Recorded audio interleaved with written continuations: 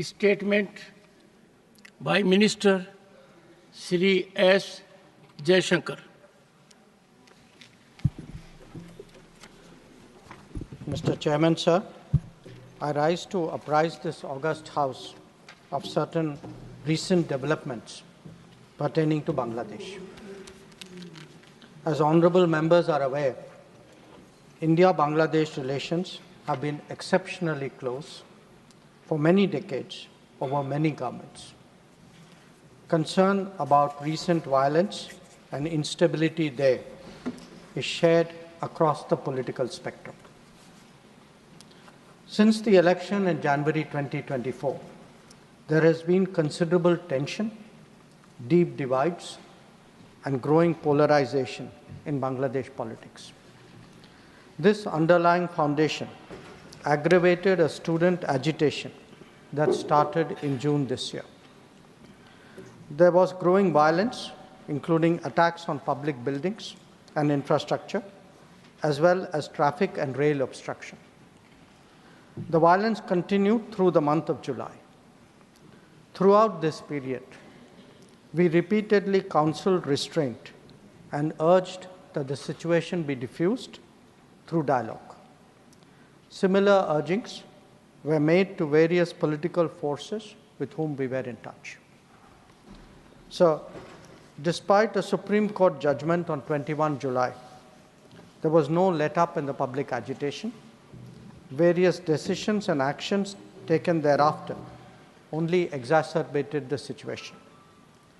The agitation at this stage coalesced around a one-point agenda, that is that the Prime Minister, Sheikh Hasina, should step down.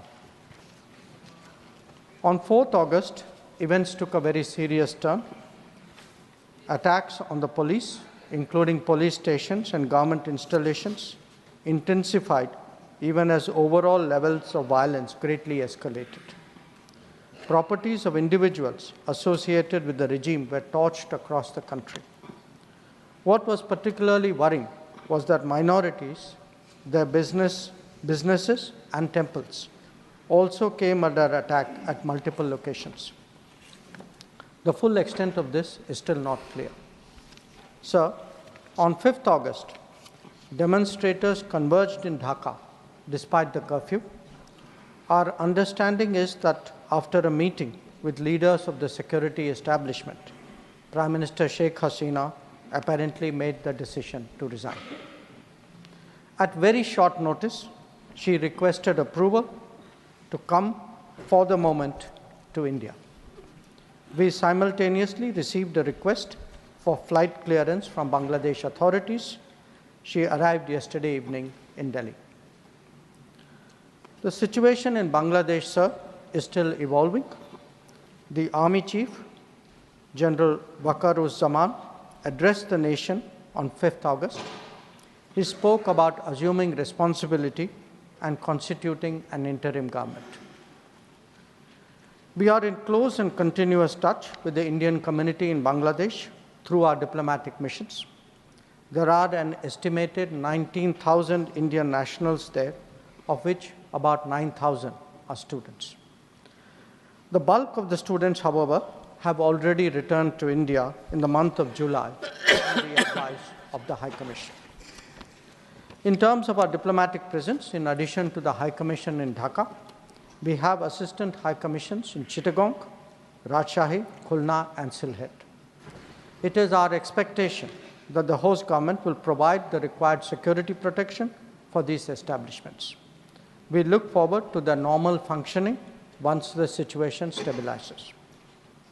Chairman, sir, we are also monitoring the situation with regard to the status of minorities. There are reports of initiatives by various groups and organizations to ensure their protection and well-being.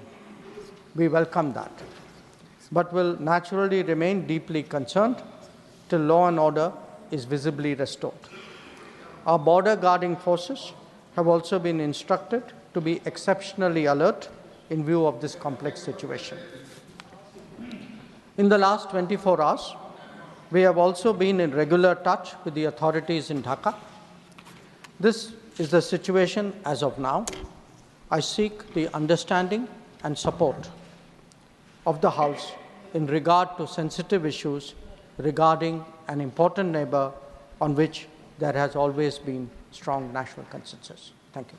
Debate resumes. Shri Deepak Prakash. Shri Deepak Prakash. No. Shri Deepak, please. Nothing positive. Everyone has positive. Please don't create positive. Please. Shri Deepak Prakash. Shri